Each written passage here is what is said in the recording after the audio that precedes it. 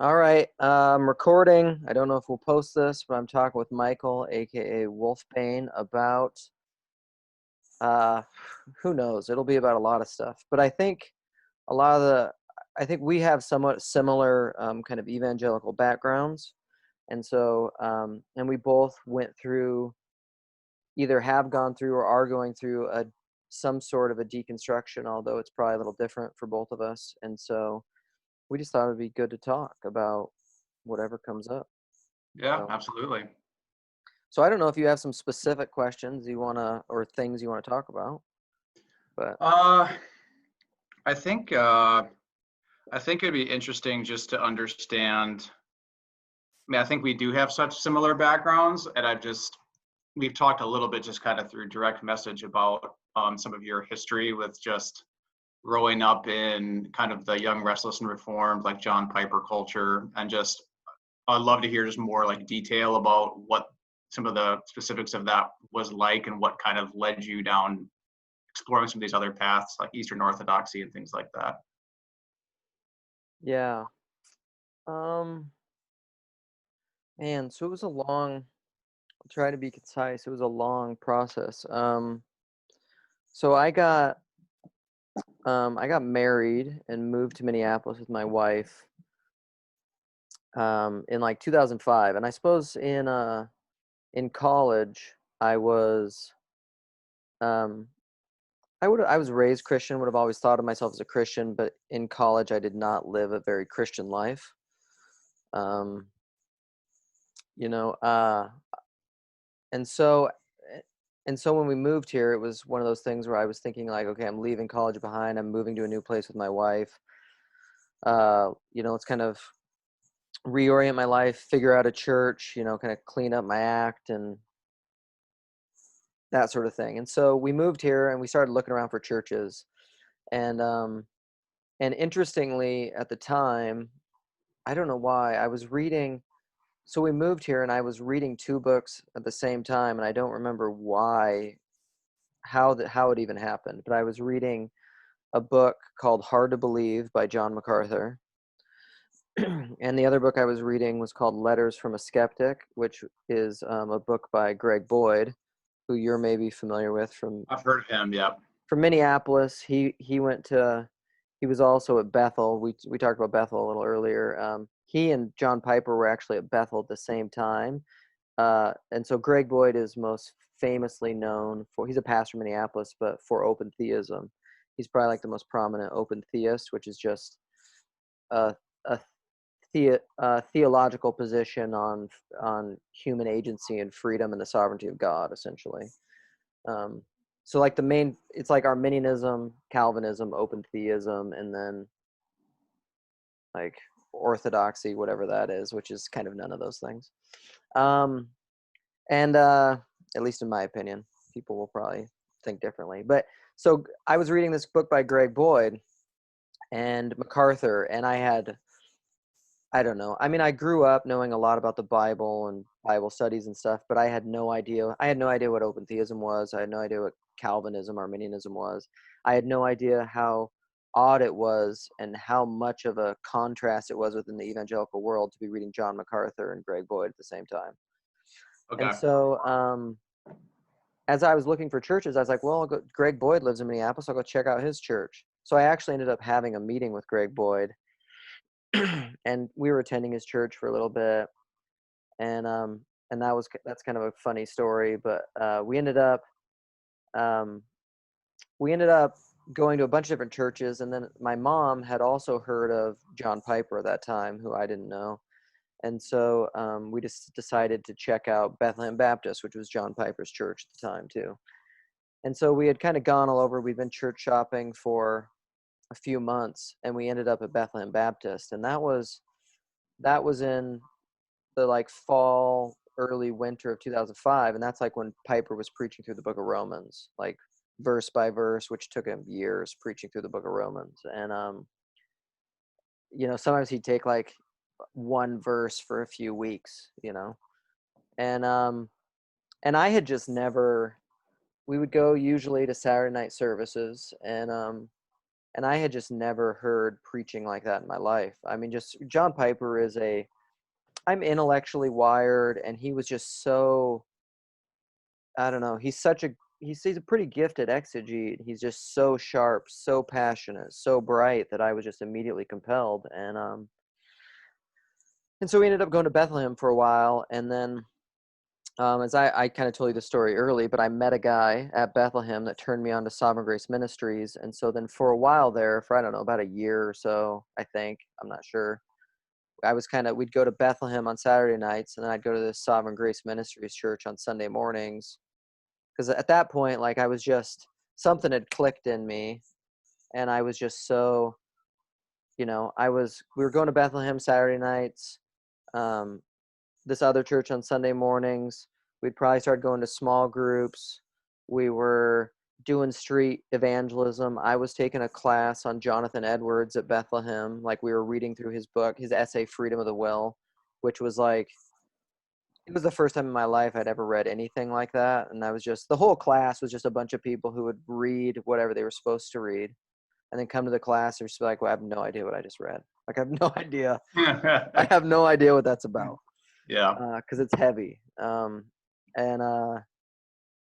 all that was going on, and I don't know, and I just kind of just took this deep dive into this kind of reformed, very pipery world, and I didn't even know, I had no context to even know what I was getting into at that time. But then through my membership class and at this other church I'm going to, we're reading through Grudem's Systematics, and I'm learning about like communicable and incommunicable attributes of God and all these different things. So I'm just like sponging all this stuff up, like reading systematic theology just for fun, like on my own time, and reading Piper books and just listening to Piper sermons and listening to lots of different podcasts, all sorts of just different, because you kind of get into that reformed world. And so then like listening to a lot of Mark Driscoll, listening to Paul Washer, listening to Matt Chandler, and just like a lot of those guys, Al Mohler, and I just took a deep dive into that world. We were going to like Desiring God conferences and stuff. So I was You were all in. Yeah, you were all in. Yeah. Interestingly, I went to the Desiring God conference on what was it called? It was postmodernism, and I can't remember the title of the conference really, but like Driscoll was there. Like, he had security guards. He was talking about like people attacking him, and he's like, "I'll kick him in the face with a boot" and stuff. Driscoll still is a character. And what's interesting is like I don't know, all of that. I don't know. I was just always I was always a reader. I'm very temperamentally wired to like. I was just saying this the other day to my guitar teacher, but I was saying like I get really uncomfortable with groupthink. So if I'm ever in a group where just everybody starts to think the same, I was pretty young at that time, and I didn't I don't know, I was just so zealous and on fire that like I was just kind of like it was a honeymoon like zeal phase. But then slowly over time, I started reading other things, seeing other things, questioning stuff, thinking like I'm not wired to be a preach to the choir type person. Like, it's just not really my personality. And then what happened was, because of my wife's training, we ended up having to move to Iowa. We moved to Iowa City, and we were there for 3 years. And I was not excited about it. I didn't want to leave our church. I was just like, this is going to be a disaster. How are we going to find a good church there? Like, are there even Christians there? Like, I don't know. And we ended up going to this church that was really, I don't know, in retrospect, like there's a lot of people within our small group, and I was just like fired up. I was like emailing the church beforehand, calling pastors, just being like, I want to hit the ground running. Like, I want to be talking to small group leaders before we come. Like, I want to be in a small group and like yeah, going when we get there. And we started in this group, but what was weird, what was unique and kind of a blessing about Iowa City is it's a fairly small town. I don't know if you've ever been there, but it's where the University of Iowa is. I have not been there. Yeah, the University of Iowa is there, but it's like a college town. And so like 25% of the population is just the school, and it's a pretty transient town. That's a lot like Madison. Yeah, yeah. Yeah. And it's really transient because people come there for the school and they stay however long and they end up leaving. So like there's a lot of, and it draws a lot of people. Like it's really, I didn't even know this, but like Iowa, the county where Iowa City is the second most, it's the second most highly educated county in the US, next Wow. to like some county in Connecticut, I think. Wow. Um, so like there's kind of an ongoing joke like, oh, you're a PhD, cool, you'll be flipping burgers, because there's just tons of So PhDs everywhere. educated. Yeah. Yeah. So we ended up in this small group with like just all like either people that were in PhD programs or lawyers or doctors, or it was just like this group of highly educated people, but all really bright people, but from like all very different evangelical backgrounds that just kind of came to this church because of just kind of the nature of Iowa City. And so I ended up being in a group with just tons of random people. And so I had people recommending me all sorts of books and things that were outside of like prescribed reading lists of the kind of culture that I came out of. So like all of a sudden I'm reading Blue Like Jazz, like Donald Miller, which I don't know if you've read that book, but it's I have awesome. not. It's awesome. It's a really awesome book. It's a somewhat famous book is like getting on the slippery slope to progressivism, but it's a great book. Started reading Rob Bell, and just having conversations that were. I met a guy who is still one of my best friends to this day, who's is from Nigeria, and he was doing his PhD in biochemistry, and he actually came out of a tradition that was not Trinitarian. So shout out to Sam Adams. Um, and it was kind of like almost more akin to like Jehovah's Witness. And so he had, I don't know, he just had lots of interesting. We had debate after debate. He was not a Calvinist, so we had debate after debate about free will and about whether or not you could lose your salvation. Like he's pretty adamant to this day that people can lose their salvation, which to me was just anathema, because I'm like a 5-point Calvinist. I'm just Yeah. like, I don't know if you've heard this, like total depravity, unconditional election, limited atonement, irresistible grace, Oh perfect yeah. of the saint, Mm-hmm. like, and so I just got exposed to a lot of different things. And then we ended up moving to Washington for a while, and this was the big flip for me. So there was a slow flip happening there. Like it was a movement outside of the camp where like I had my eyes open to just like that the Christian world was a lot bigger than I thought it was and a lot more diverse.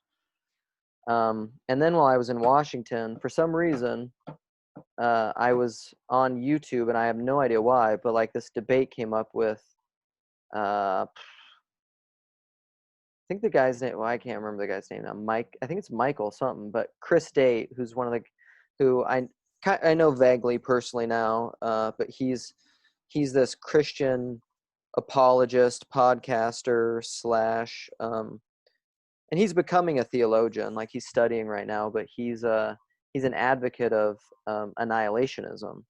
And Oh, so is he from Rethinking Hell? yeah, yeah, Okay. yeah.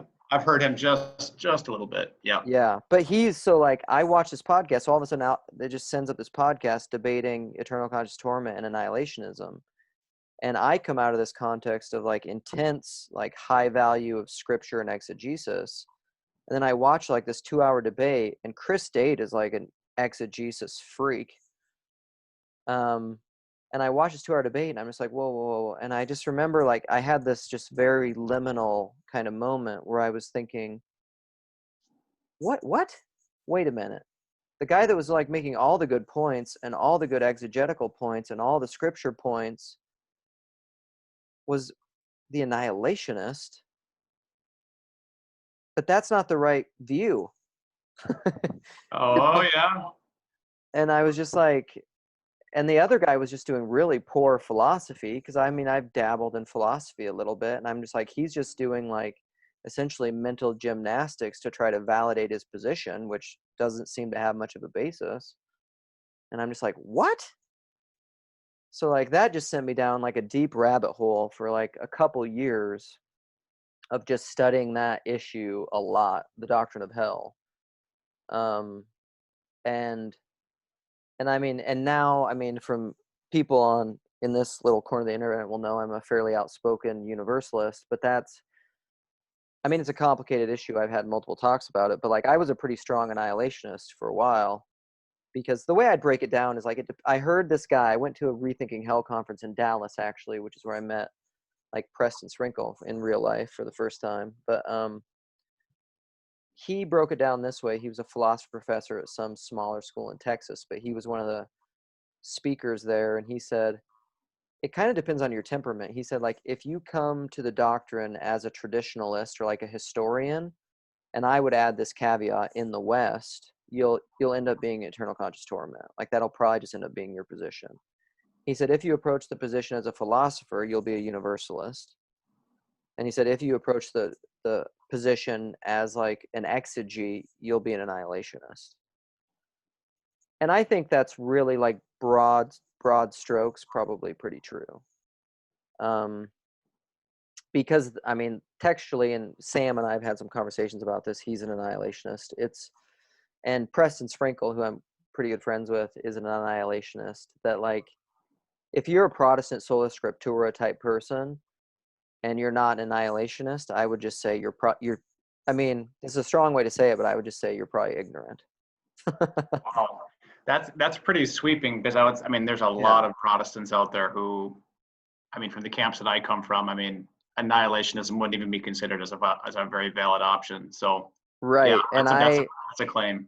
Yeah. And I would argue pretty strong. I've had these conversations with pastors since, that didn't go well, and that was kind of my main point, was like, I mean, it was like, I've it well, that gets into like one of my worst church experiences, is like I would try to, so if I ramble a lot, so if I'm talking too much, just shut me up. That's okay. I'll just kind of, yeah, uh you're so good.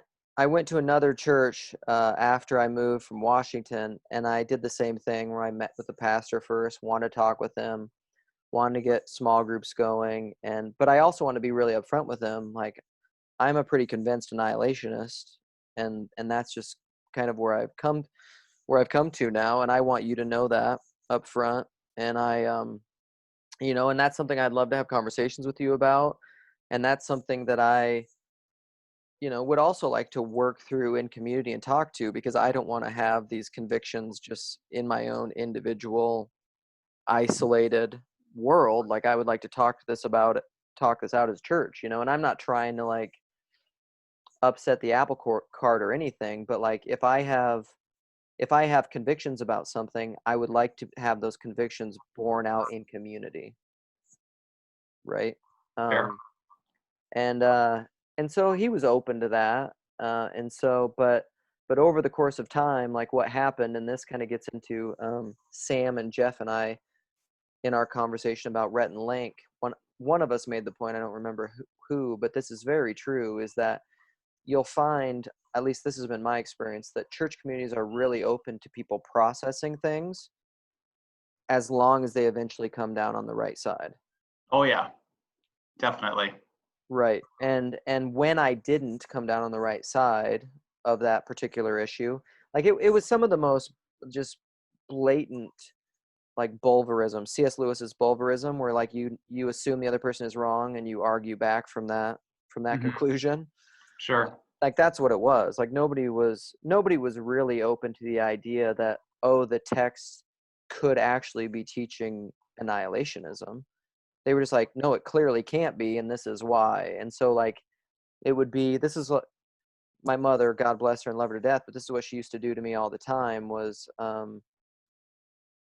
like, I would bring something to her and she would Google it. She would just like Google like rebuttal to Yeah. to this thing, and then she would read that and then come to me with like why my view was wrong, and I'm like, did you check out a positive case, or did you? So that's how that whole experience went, and it was, without going into really deep detail on that, it was probably like my worst church experience, because I don't know, it went bad, and it went poorly, and but that kind of, the annihilation thing was a big part of my, I wouldn't say it ever really upset my faith, because I've always been somewhat of a just natural mystic, where I'm just like, I don't know, like I guess I was wrong about that, but that's fine, it doesn't bother me.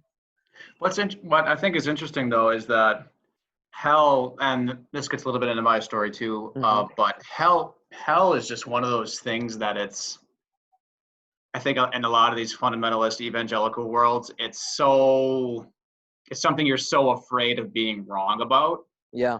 that you kind of like default to take the harshest view that you can, because it's like, who, like, kind of at the end of your life and you die and you realize, would you rather have said, yeah, I said hell, like, I believed hell existed and it did and I acted that way, or would you rather say, no, I didn't believe it existed and I thought everybody was saved, and then it ended up being real, then you led a bunch of people astray. So I think there's this thing about hell that it's just that eternal kind of, like you said, eternal conscious torment, just Hmm. kind of sitting at the back of it. Like I could see that, and shifting, even as I think about maybe shifting my theology in the way that I think about it, there's just a lot of fear around that, Hmm. of like what would happen if you were wrong about, especially, I mean, theology in general, but that topic I think is just so loaded. So Right. I find it interesting that you kind of made that shift to annihilationism and then eventually to universalism, because those are not easy shifts to make. But like you were saying, it's maybe partially attributed to your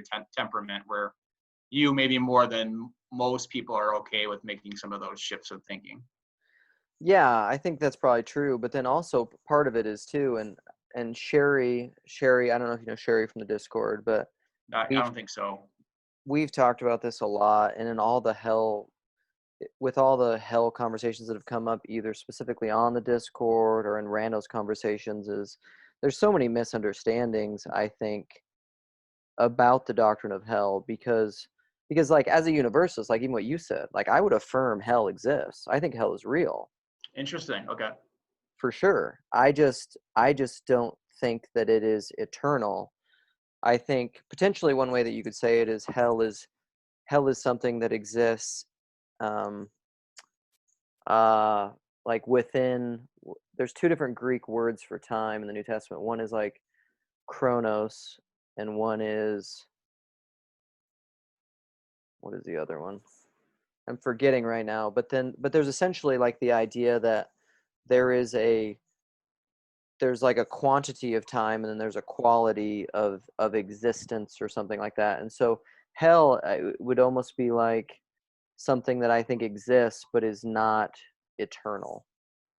I Okay. think I think essentially, I mean, you could say essentially that I would say that love wins or something, but like it's because that's a common misconception, because one of the most like prominent somewhat modern advocates of universalism was George MacDonald, who um, C.S. Lewis and Tolkien and Chesterton all admired greatly. Like they all said that he was in their, like his books, either Lilith and also probably Phantases, are in like their top three for all three of those guys of like most influential books. And George MacDonald was this kind of, he was a bit of a, not technically iconoclast, but the colloquial usage of iconoclast, in that he was a Scottish uh, preacher who despised uh, Calvinism and Reformed theology. Yeah. But he was a universalist, but he, like you couldn't read anything about George MacDonald that would say like he didn't believe hell or didn't think it was like severe and intense and something to be avoided and at all costs. He just primarily saw it as a redeeming fire rather than a um, consuming fire, I suppose. Okay. So in that sense, it's like you believe it exists, you believe that people go there, Hmm. but that it's like a temporary measure, eventually getting them to some state of perfection, or to getting them to heaven at the end of that like period of time. Yeah, I think it's just whatever. And I mean, I don't even know, like, I don't even technically know when hell is and how all that stuff works related to time. I mean, I just think it's, um, and people, I don't know, people like this is something that's been talked about on the Discord too, not to make this a big hell discussion, but like you could, it's an interesting thought experiment because you could take two people and put them in the exact same situation. And for one of the people, it would be very enjoyable and blissful and great. And for the other person, it could be torment. So like you could take someone to in the middle of a party and one person could be having lots of fun, enjoying people, talking, discussing, and the other person could just be terrified by anxiety and dread and alone in a crowd, and the and the environment's the complete same. And for one of the person it's an enjoyable experience and for one it's a terrible experience. And that's actually a very that's a very kind of early church kind of like father um, understanding of, I think, at least partial understanding of hell is that it's um, like the love of God would feel like a uh, blazing inferno to someone who had a disposition to be opposed to the love of God. You know? Yeah, yeah, that's interesting. And like just, oh, these are all things that now I'm hearing a lot of these things for the first time, because I'm kind of where you were at when you even first heard about annihilationism, and you listened to that first discussion. It was like, wow, there's actually people who hold this view, and it actually seems like it's got some clout, or it can make sense. You can make an argument for it. I Yeah. mean, coming in, just hearing, there's so many fundamentalist kind of evangelical red flags going off. Even when you mention names like Rob Bell, it's like bing, there goes one Yeah. red flag, and then it's like you mention universalism, there goes another one. Yeah. So, but I have not done nearly as much reading as you guys have done. I'm big into C.S. Lewis, and I want to explore into Chesterton. And I've read Lord of the Rings. I'm a huge Hmm. Tolkien fan, but that's interesting what you said about George MacDonald. I didn't know. I know how much all of those figures looked up to him. I didn't know he was a Universalist, and I Yeah. don't think, and I could be wrong, but I don't think C.S. Lewis or any of that other group would consider themselves Universalists. Correct? I don't think so. I mean that well it's a often debated. C.S. Lewis is one of those guys that is loved, and Tolkien probably. Chesterton was more explicit about, like, Chesterton hated Calvinism. So like he was more explicit and curmudgeonly about some of his stuff. But like as far as I know, Tolkien and Lewis are pretty beloved across the board. Like I mean Orthodox love Lewis too, and so it's hard to pin Lewis down. And a lot of the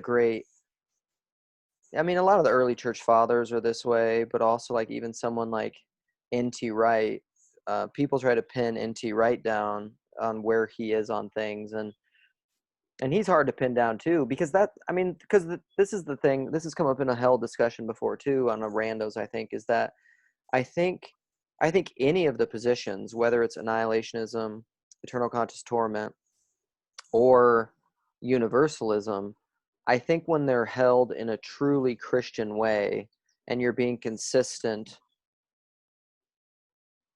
they're really close. They're actually all really, really close. Like to say that someone can move so far away from the love of God as if to pass almost into non-existence, well, that's essentially annihilationism. And there are characters, for instance, within like the Great Divorce that seem to essentially do that, like almost pass into non-existence, which could essentially be annihilationism. However, there are most modern understandings, like I don't know of any prominent scholar, biblical scholar, evangelical scholar who's an adherent of eternal conscious torment, who has like a Dante. type Yeah. understanding of it. Yeah. I don't think any of them really do. And so, and then universalism is very similar. Like, I don't, like, you could read George MacDonald's book Lilith, which is his book that I read once I realized and fallen in love with Lewis and all these guys, that I was just like, why am I not reading George MacDonald? Because Lewis is just like essentially saying like everything I do is a weak homage to him. I'm like, why am I not reading this guy? Yeah. And so I read his book Lilith, and it just like, it changed my life. Like, that's the easiest way to say it. It's not a book I recommend to a lot of people because it's like, it's an adult fairy story, and it's really philosophical, and so like it's so out there that it's kind of just even almost hard to get your bearings. Like, it's a hard book. But it's, I mean, it is like, it has very hellish stories in it, and it's about hell and dreams and Satan, and like, it's not a, no one can get really, like, that's what I was saying earlier. Nobody can be very familiar with McDonald and say he was light on sin or the consequences of sin. Like, he just wasn't. Like, he's not like a fuzzy, like Sam will often fear for me, like Unitarian Universalist is just like, whatever, do whatever you want. It's all fine. It doesn't Yeah. matter. That's kind of that's the picture that I kind of have of it in my mind. Is kind of Yeah. like, well, then why did Jesus have to die? Or like, Right. why put yourself out there to share your faith with people if ultimately they're going to end up in heaven or they're going to end up saved at the end or whatever? All of these questions start kind of going off in my mind of like Yeah. feeling like it's diminishing what Jesus did or diminishing the impact of sin and like the cost of it and all of that. Yeah. Yeah. No, and I think those are good questions. Like, Jeff asked me once, I think it was Jeff, um, just, I mean, it was essentially that question, which was a hard put question of like, if everyone gets to heaven eventually, or if everyone, not, I don't like saying that, because heaven is, it's a new heavens and new earth. There is no sort of like disembodied heaven place. Um, but if everyone is eventually united to Christ, saved, um, what does it matter if, they do it like the prescribed way and through obedience to Christ and submission and holiness versus this way? And I mean, and I guess my answer to that would be uh, suffering. Like, I think there's one way. I think voluntary suffering.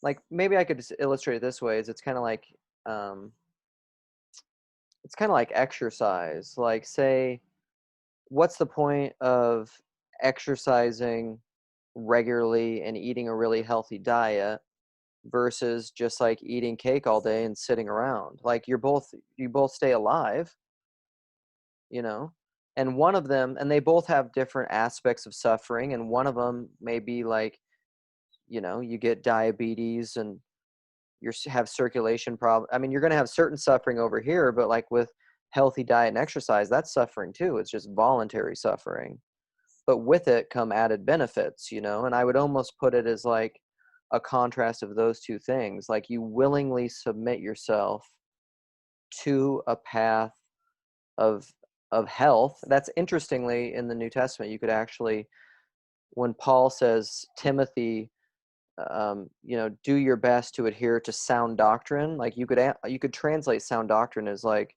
that which accords to health. Like, it means essentially the same thing. And so, like, do the healthy thing rather than the unhealthy thing, you know, because it's a better life. Mm-hmm. Like, why, I don't know why, do what's meaningful, not what's expedient, to quote Jordan Peterson. Like, you could give yourself over to crass hedonism and sex and drugs and,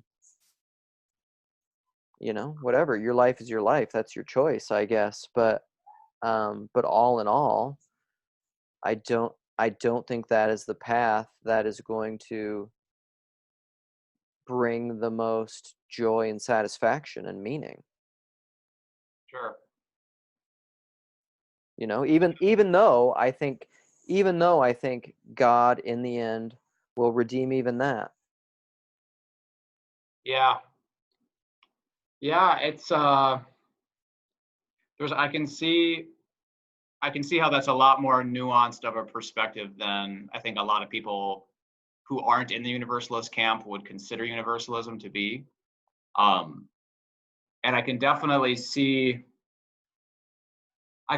some of the appeal of that, because some of the parts of hell that I've wrestled with is just kind of like the eternal nature of it, and just thinking about, you know, we we can't even imagine one person suffering for 100 years, Right. you know, like, Yeah. and that's one person, and that's 100 years. That's not eternity. And a majority of, however you decide to interpret the wide path and the narrow path, but let's say it's a majority of people throughout human history are experiencing that forever. Right. Those are very intense terms. So um, I I can definitely see the appeal of that view, um, and seeing it, and because it takes it still, you still say that sin exists. It's something you need to stay away from. Hell is to be avoided, even with a sense of urgency. Um, but yeah, but I could see why Jeff would ask that question, though, because I think that does kind of, the early church, this wasn't just like, for them, it wasn't just like a recommendation, like, oh yeah, we should just go casually tell people about this. It was like they were being executed and literally giving their lives for this message. So Right. like, clearly whatever they thought the implications of it were very important, like if it's willing to give your life for.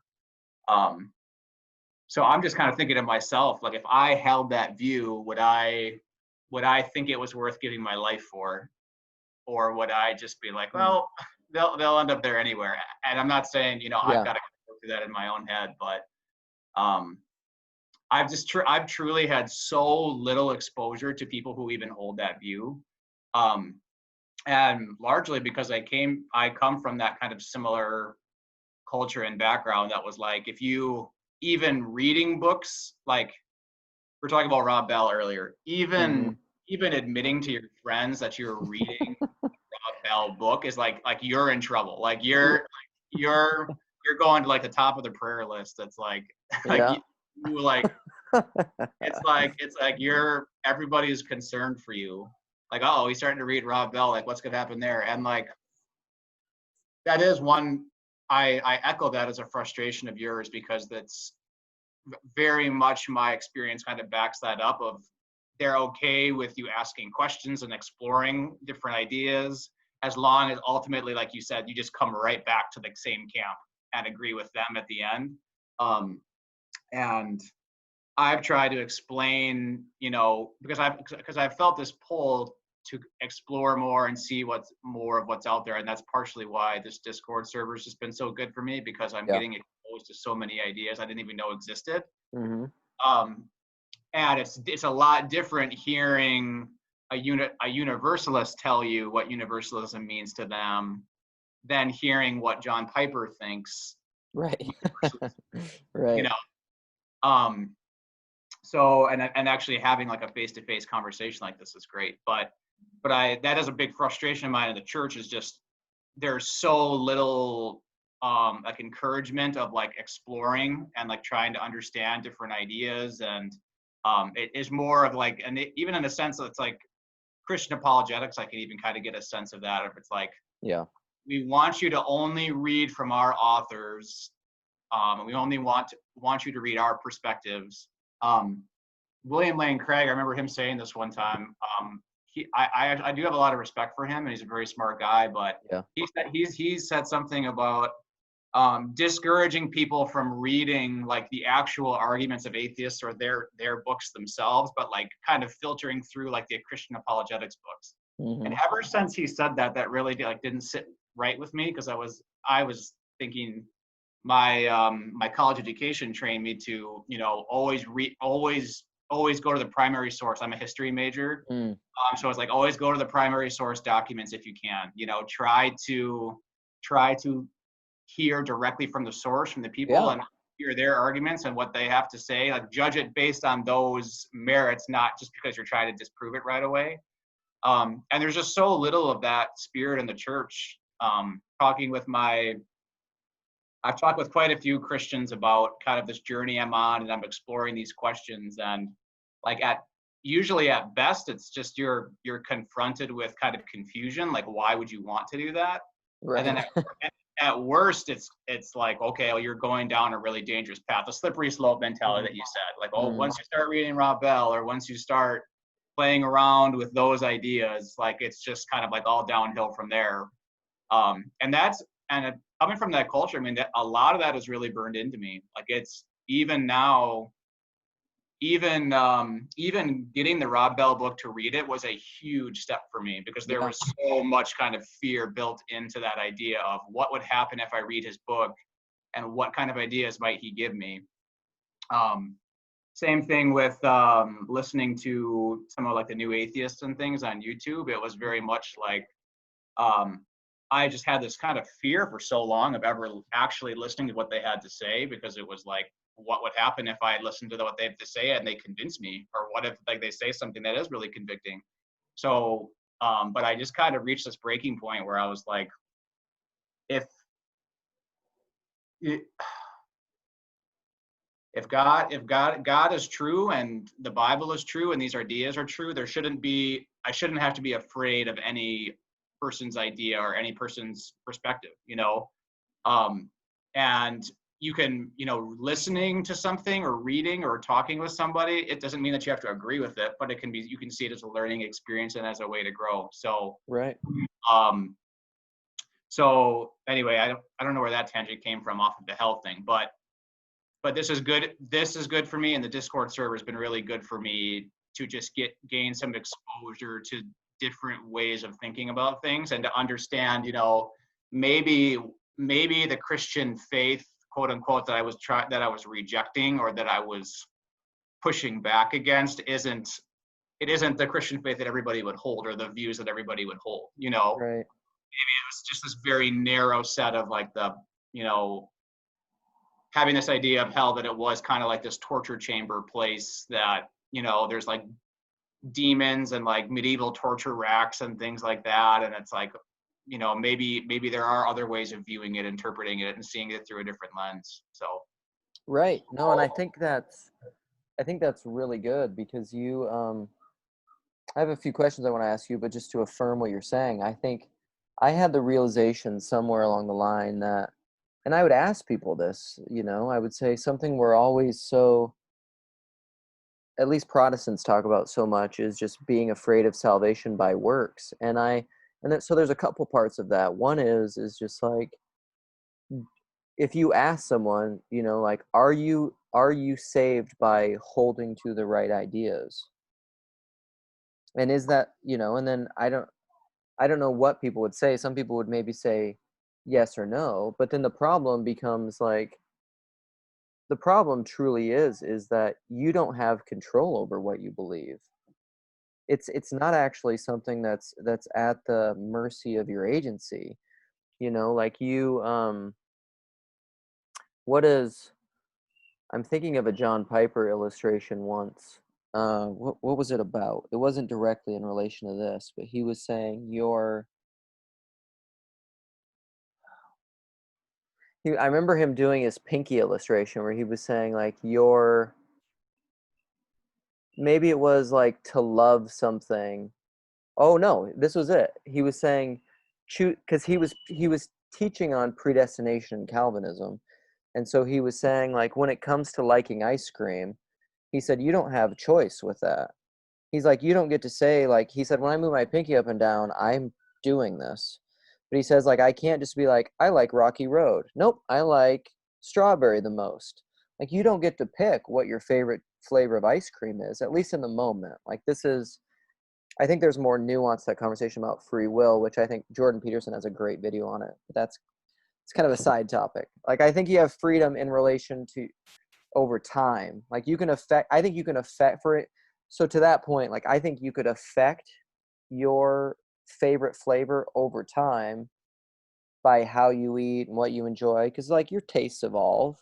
So like I think you do have freedom in relation to time, but like right in this moment, but but I would say the exact same thing is true for what you believe. And I've often said to people that just because you believe you ought to believe something doesn't mean you do. Like Sure. just because you believe something is the right doctrine or the what one should believe, it doesn't mean you actually believe it. That's interesting. Okay, so you don't think that, okay, so you don't think that there's any like moral component to choosing the right belief. It's instead it's just kind of this natural thing that flows out from within you, and that in the moment you don't really have the ability to choose whether you believe it or not. It just kind of is what it is inside of you. Well, I think it would be I no, I think there's a moral component, but like it's I think we are I think we are much more complicated creatures than merely our, I mean, this is a lot of the Jordan Peterson stuff actually, than just our mere cognition. So like you could, and I mean, you could almost, I could almost quote, you know, like Paul in Romans 7, which is like, oh, wretched man that I do, the good that I want to do, I don't do, and the good and the evil that I don't want to do, I find myself constantly doing. Um, this is stuff that Paul will talk about, or Peugeot talks about, or I think this is reflective actually of iconography, is that all human beings are are a unity of multiplicities. You know, there are many Lukes inside of me. There are many Michaels inside of you. You know, Paul talks about sometimes even he's talking about this within his head, but he'll talk about, I don't know if you've heard him use this phrase, but like his consciousness congress. I've heard that. Yep. Um, so like you have a lot of different competing voices. Interestingly, so back to Jonathan Edwards, like I love his book Freedom of the Will. It's profound. I think it's been a hugely influential essay with me, but he talks about it in terms of um,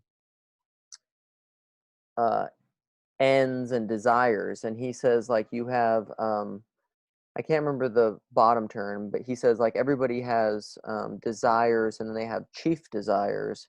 And he says, you're always directed by, like, your chief desire. So, like, you can have many different desires feeding into any particular choice. So, like, you know, whatever, am I going to, uh, am I don't know, am I going to watch this movie that maybe has questionable stuff in it or something? Like, you have many competing voices that are feeding into that. But Jonathan Edwards' point would be that, like, whatever your chief desire is, the thing that you want the most, your God, you could say it that way, which may be subconscious or maybe not. I mean, it could be conscious or it could be subconscious. You may not even know. But Jonathan Edwards' point in the freedom of the will is that you cannot choose in opposition to that desire. And so my point when it comes to belief is that human beings are such complicated things, and and even like our conscious mind knows so little of that, that like I don't, I'm not trying to say that like your moral compass and what you value and what you hold dear isn't a factor within what you're going to choose. All I'm trying to say is like you don't have agency over it like this. Sure. It's affected by, I would say it's much more affected by habit and ritual and patterns of training and character. That's actually what the word character means. It's like carving into a stone, and like those ruts and those carves in the stone take a long time. But Jordan Peterson will talk about this. It's like whenever you're practicing anything, like learning a guitar or learning to play piano or riding a bike or driving a car, you focus on things and you do them over and over and over and over and over until they actually become subconscious, because you build subconscious neural pathways in your mind. Those things are so deeply a part of you, they're they're embodied and they're subconscious. But like you could almost argue that those are more deeply you than what is in your conscious mind, than what's in your prefrontal cortex. Is that kind So of like the, is that also tied to like the elephant and the rider thing? Yeah, I think it's Really very like connected. the elephant is kind of that other part of you that's outside of your brain, but that you're saying may even be more truly what you believe than what's going on in your Yeah. If your elephant wants pizza and you've trained yourself over time to eat pizza, eat pizza, eat pizza, your gut biome craves pizza because you eat pizza all the time, but your mind is like, "No, I'm fat. I don't want to eat that." Guess what? If you eat the pizza, your chief desire, to use Edward's term, or your elephant, or your God, or your whatever, is your stomach, no matter what your brain thinks, no Yeah. matter what your conscious mind thinks. So how do you, okay, but you would say that you're not determined by what the elephant wants. You do have No, some, okay. So how does that come into play? Because if your brain's not really the one in control I think in the, that's where time and habit and ritual comes into effect. okay. I'll send you, you can remind me, or if I forget, just message me on Discord. But Jordan Peterson talks about freedom in relation to time really well. And what he's basically saying is like, the further you are away from a decision, the more freedom you have in relation to it consciously. Because you can make steps in accordance with that choice down the road. So, like, if you deny yourself pizza, deny yourself pizza, deny yourself pizza, deny yourself pizza, the choice 30 days down the road is going to be much more free in relation to, do I not eat that pizza? But if you eat pizza every day, up until that choice, he says, as you approach that choice in time, your freedom diminishes up into non existent. Because at the time of the choice, you have no freedom. It's over. That is interesting. Wow. Yeah. And essentially, that's like, I don't know, that's kind of a short description of my movement from Protestantism to Orthodoxy, because Orthodoxy is it's about orthopraxy, it's about habit, liturgy, ritual, training in ancient patterns of being that are almost infinitely beyond my capacity to even make sense of in my prefrontal cortex, whereas Protestantism is centered around conscious assent to facts and sermons. So, okay, so let's talk then about, so just like the idea of doubt. So when, because many times where I've voiced doubts or I've kind of questioned things, there's Yeah. always kind of this negative moral component to it of like, you know, not like you were saying, it's never viewed like, okay, this is a person, or it's not commonly viewed that this is a person who is honestly trying to seek the truth and is like on this journey and we should support them in that. It's like, no, this person is making kind of like is trying to like justify some type of lifestyle, or there's some Mhm. kind of like subversive moral component as to why like you're starting to go down this path and kind of question these things. Yeah. um so for you, are you saying like in the moment of doubt, it's like, you shouldn't really get on yourself for it or be like, okay, well, why am I doubting? Like I should stop this. You should just be like, well, this is kind of like there's this deeper part of me that's moving me in this direction. I need to kind of get in touch with that and see where that's leading. Like, does that It, make sense? Kind of where I'm saying with, no, it totally does. So the second you thought of doubt, I thought of this quote, which I love a lot, which I'm going to share with you. okay, Um, but but I think the short answer to that would be, I would answer is Jordan Peterson's "Tell the truth or at least don't lie," and I would add Dostoevsky's "From the Brothers Karamazov, especially to yourself," because I would say, if you're not a liar and you doubt, trust it, because it's telling you something deeper that you don't consciously apprehend. okay, But if you're a liar, which is hard to know, because like, and Jordan Peterson talks about this, lying is so pernicious and such a great evil, because he says what it does is it actually pollutes your own organ and your faculty for even apprehending truth. So like, if you lie to yourself, you actually destroy your ability to even perceive truth. And that's why it's so dangerous. But like, if you because there are people who are liars who I would argue aren't really earnestly doubting, they're self-deluded, and they're using doubt as an excuse to justify something else because they're lying to themselves. and here's the thing is like the only person that can know is that person. Sure. Like, I mean, there's maybe if you're close to him in community and you really know him, like say it's your brother or some close family member, you can maybe tell. You can maybe just be like, I don't think, like I don't think you're really doubting in an earnest way, you know. But here I want to share this quote with you. So this is Michael Michael Polanyi, who was he was trained actually as a scientist, but then he became a philosopher actually because he was just like science is kind of hosed, and he felt like he needed to redeem the philosophy of science. But this is a quote from Timothy Keller, had a book called The Reason for God, I think. I've read that. Yep. He quoted this Michael Polanyi quote in it, but it's doubt and belief are ultimately equivalent. Doubt relies on an alternate, subterranean set of tacit belief in something else.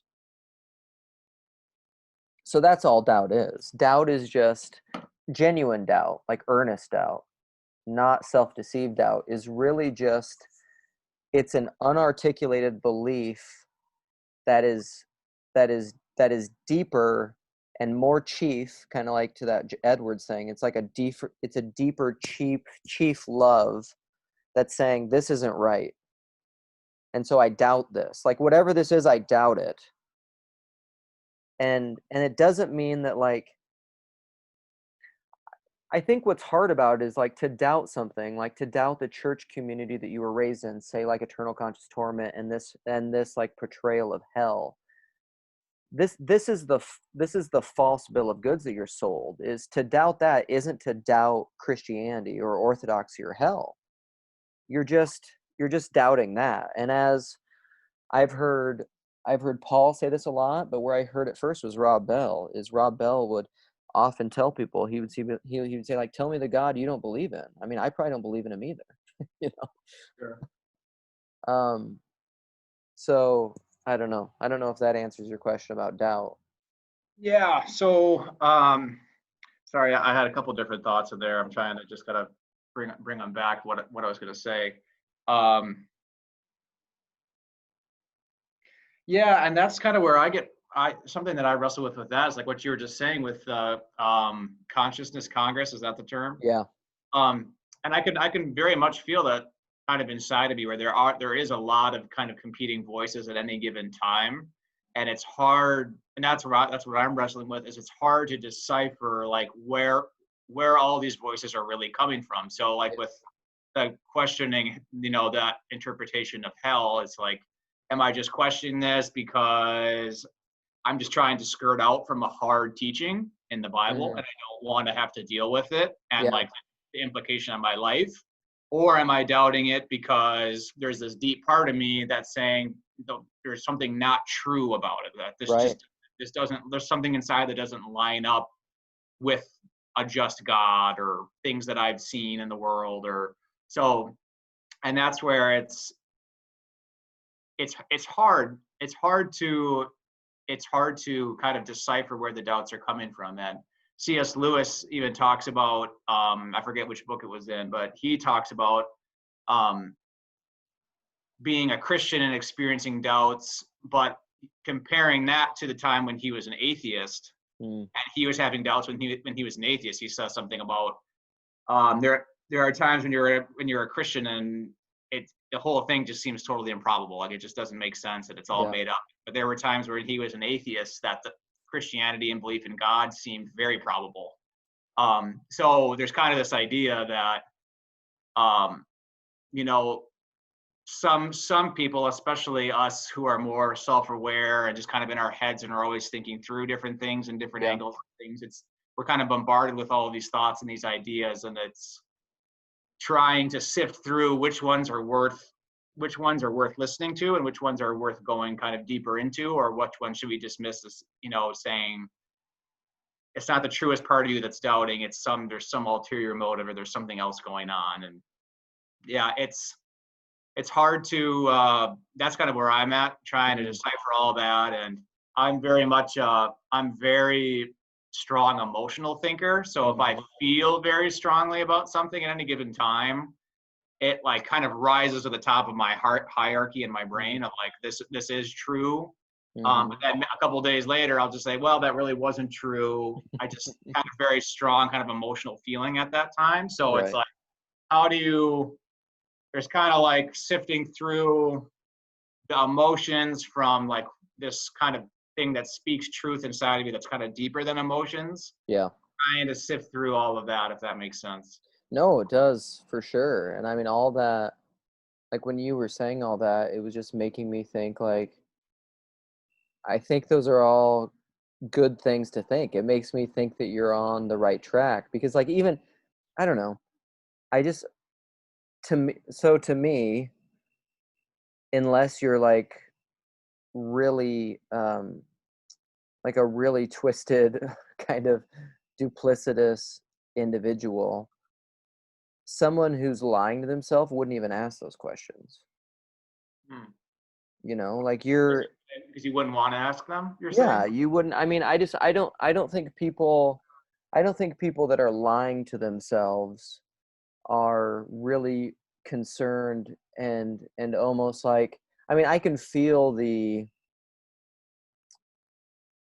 feel like the angst and the trouble that I'm sure you're having as you're just pondering those things. And I think to me that's a really good sign. The one caution I'd maybe have for you is that um, like I don't think that's a bad thing, but again, but it's like anything. There's no end to self-analysis. Yeah. Like you can self-analyze the feelings, then you can self-analyze those feelings and the self-analysis, and it just becomes this infinite regress of like internal analysis, and I think that can be a problem. I think Like you said, we're a lot deeper than we really realize. for And sure, and I don't even our ability to understand underlying motives and things like that is pretty limited. right, and it doesn't mean that it's a bad exercise or that one shouldn't do it, but I think that's also a little bit of the it's a strength and a weakness, I would say, of the inheritance of the West is all the self-analysis, because it's not a bad thing. It's a good thing, I think, in ways, but it can become, I think, if it's not also buttressed by and maybe even supported by probably silence and meditation and prayer. Um, like I think you could drive yourself crazy, in trying to analyze, am I a liar or am I don't know. It's not really even that we've had these discussions a lot on the Discord before, but there is a in the East at least there's the idea of the nous, like the heart, the um or we've talked about like noetic knowing, which I think there's a deep way of knowing that I think includes the intellect and it includes your conscious articulable mind, but it's also like a deeper kind of knowing. I would say it's the kind of um it's the peace that passes understanding, maybe.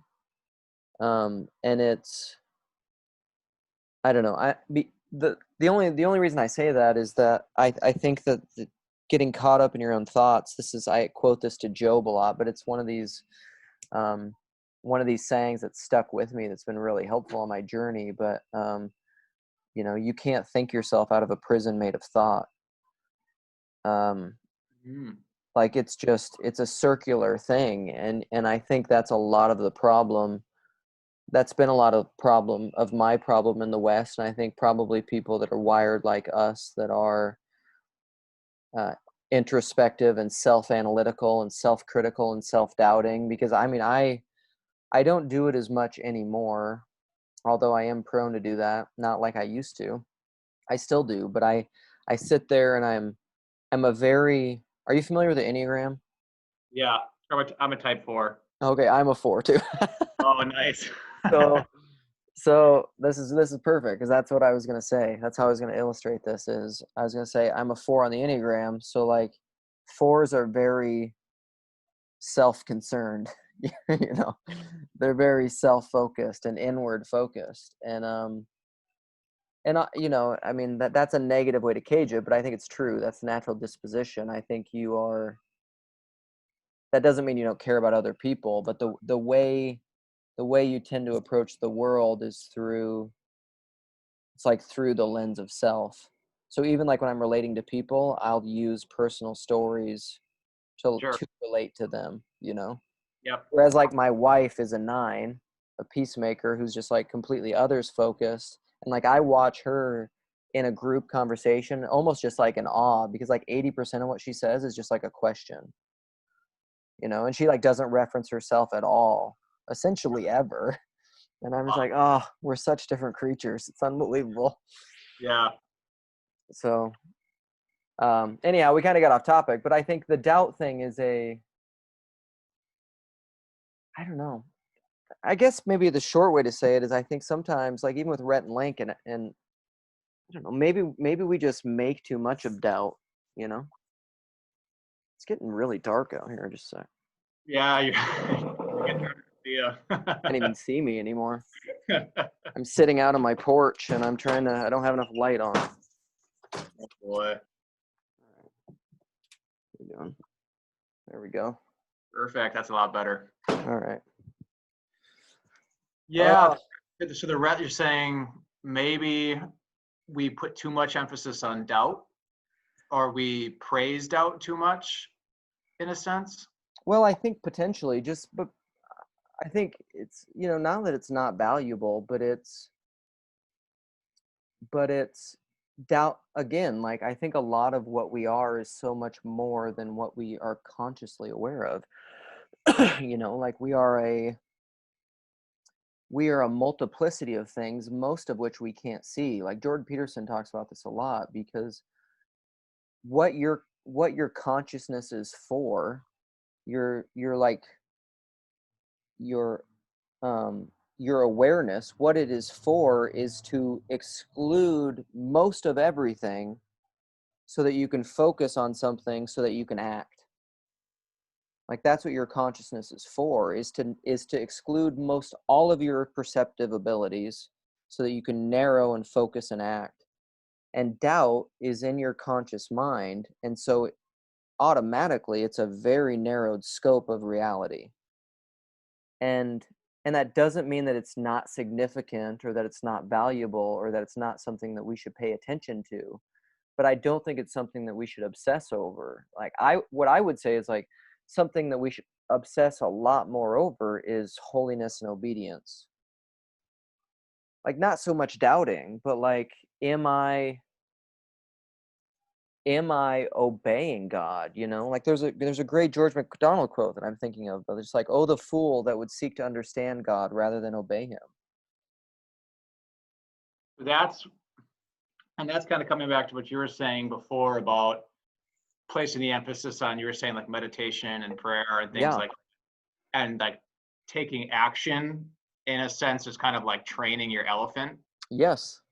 versus the doubt and all of that's kind of happening up in the that's kind of rider territory. Right.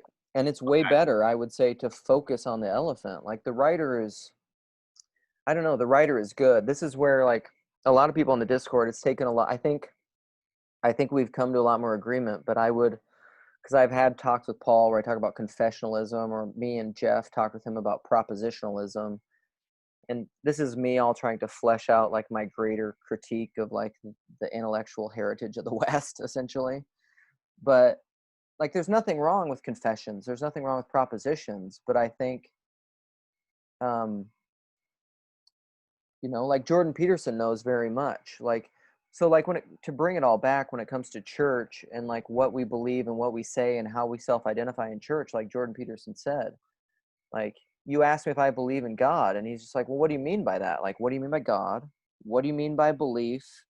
And also, what the hell do I know? Like, I don't. I don't know that much. Pete Rollins, who's another philosopher that I love a lot, he'll say that very often. He's just like, I don't know what I believe. I know what I do.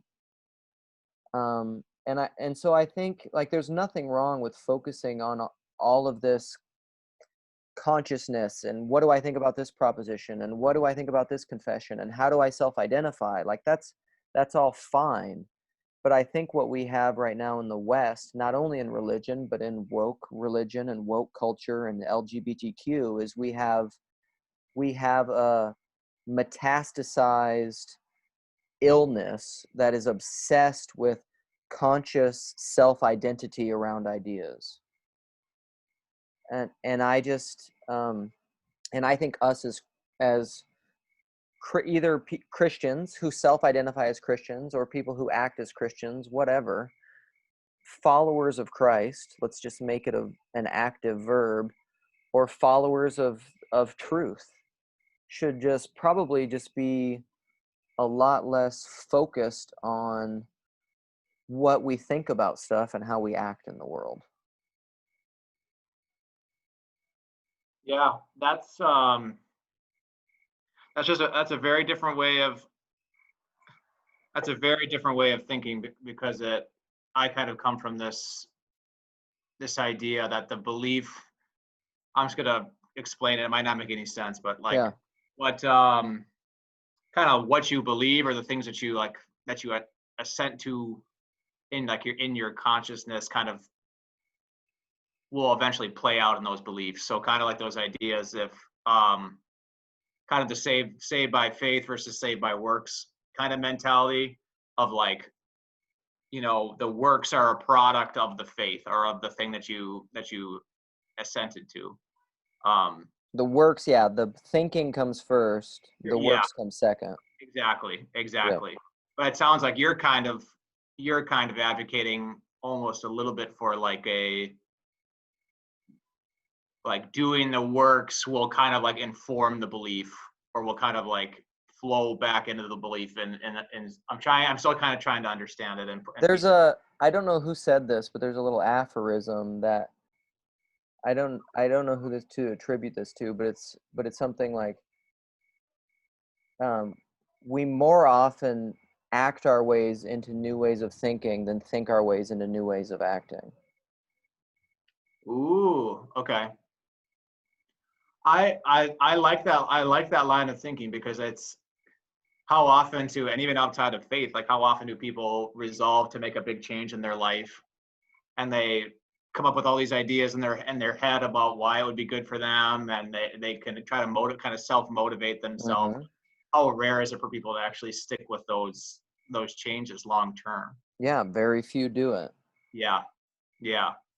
But acting, what was the second part? Is acting your way into a new belief, Acting your way into a new way of thinking. a new way of thinking. Yeah. Okay. That's interesting. So how can you act if you don't? If you don't, I mean, thinking is associated with that, right? Say it again. I mean, thinking is associated with that because I'm not saying like you can.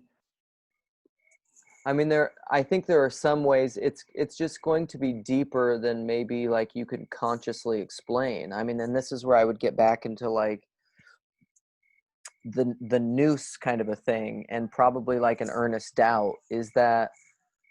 So like for me, for example, when I was moving toward Orthodoxy and becoming an inquirer and a catechumen and going to these liturgies and Vespers services and stuff, I was raised evangelical. And so when I went to an Orthodox liturgy for the first time, the first one that I went to was a Greek service. And so most of it was in Greek, literally. And also, even if it wasn't, it would have been completely foreign to me because I'm a lot more used to a liturgy now. But even now, there's still a lot of it that's foreign to me. But I've been going to liturgies, outside of COVID and being gone for about 3 years now. and to Vesper services, and I've been reading things, so it's more and more familiar to me. But there's a lot of it that is completely alien, because it's, I mean, it's the liturgy of John Chrysostom that was written in like the 300 ADs. You know, they were in like the region of Turkey is where they lived, modern day Turkey. I'm trying to think of what the area was called now. It doesn't matter. And so it's alien to me in time, in history, because it's this ancient thing. There's all these robes and vestments and symbols and markings and things, like all of it's very foreign to me. And I even come from from kind of like iconoclast traditions that I don't think understand iconography at all. They see it as idolatry, which is ironic because it's actually like the buttress against idolatry, in my opinion. But as I'm going to that and just sitting into it all the time, because that's a lot of, like, if you go and ask a priest, if you're interested in Orthodoxy or something, like, how can I learn more about Orthodoxy? And very often they'll have all these Protestants or evangelicals wanting to come to them to learn about Orthodoxy, and they're like saying, like, tell me books and talk to me and explain things to me. And usually the answer is like, yeah, that's all fine. Go to liturgy, because Yeah. what they want you to do is just like sit in and under this thing where all these words of John Chrysostom, this early church father, he's considered like one of the three great fathers in the Eastern tradition, and the scriptures are being read. There's different psalms that are read all the time. They say the Beatitudes every week. You say the Lord's Prayer every week. You say the Creed every week. You say the Eucharistic Creed every week. You do the Trisagion and all these different things. You do like the prayer to the Theotokos, and you do all these different things that are just happening that as you start, you can't even name. But it's like, maybe to use Vervaeke term, it's like a participatory and a procedural, and there's propositions too. It's like, what are all the fours? Procedural, participatory, propositional, and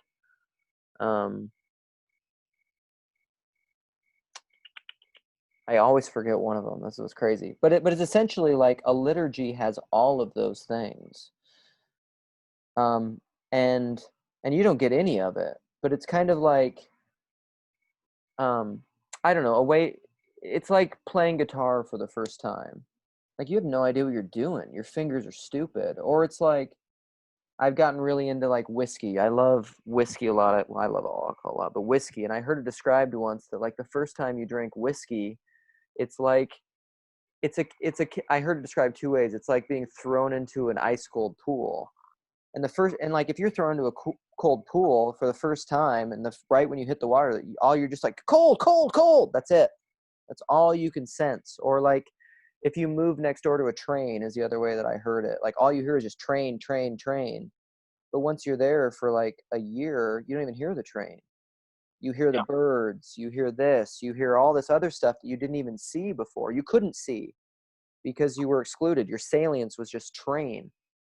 But then Yeah. you start to pick out all these little details and nuances that were there the whole time. You just couldn't see them. And sitting in a liturgy is like that, but it trains your whole. I would say the difference between liturgical learning and sermon learning is that it trains the whole person, not just the disembodied mind. That's interesting. Wow. And your guitar example stuck out to me. I was gonna say this before, I'm actually a guitar player myself too. Okay. So so I very much understand that. And that as I'm trying to even learn like new concepts and things in my guitar playing journey, it's like there's a big difference between knowing it in your head Yeah. and being able to like take it with your hands and be able to do something with it, or to be able to apply it like in a musical scenario, Right. just like playing the scale up and down, but really being able to apply it kind of in a deeper way. So I think there is some connection there. There's something about doing it and like the action, and like the action of that practice, you know, like the repetition of doing it over and over again, that trains you in a way that just reading about it or thinking about it doesn't really get you there. Yeah, So it's yeah. Abrahamic knowing, you know, like Abraham knew Sarah, like that. He's not talking about facts. Yeah. Yeah. And you said this is kind of a little side thing, but you said you're taking lessons. You take guitar lessons? Yeah, well, I have been. It's kind of slowed down during COVID a little bit, and also because I don't practice nearly as much as I'd like to. But it's one of those. Got to go Yeah, to your the liturgy, man. The practice is the liturgy. I know, and I would love to do it more often. It's just one of those. It just often falls by the wayside, and I haven't been disciplined enough to just make it a priority all the time because life. I've really, for the first time in my life, have gotten to the point where I just like I feel like I don't really have bandwidth, where like where there really isn't very much margin at all, and so um, the main reason that I do it is therapeutic, really, just because.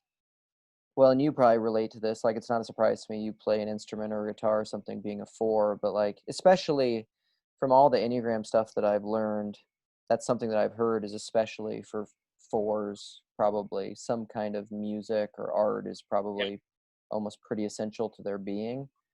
And I've never really had that in my life. Like, I've appreciated all that stuff, but I've never done it, you know? So, Yeah. it's maybe my wife. That's probably my be coming up on a cue. But Yeah. do you yeah, I should probably wrap up. Do you have any other thoughts or things you were thinking about? This doesn't have to be the last time we talk either. Yeah, no, I think that was a good intro, just kind of to get to know each other. We did get into some good topics. Um, I'm just realizing how much I'm still pretty new to the Discord server, and even Yeah. there's just so much content out there. So it's like I feel like I've watched a lot, and like Yeah. I haven't even started diving into Vervaeke or Peugeot that much. Like I'm just trying to process PBK stuff and like the things he talks about. So there's just Right. so I try to keep up with you guys, but sometimes it's just like, oh, what is that? See all Yeah. these others. I really appreciate how well read you guys are and how much you think through and talk about these things. It's pretty impressive.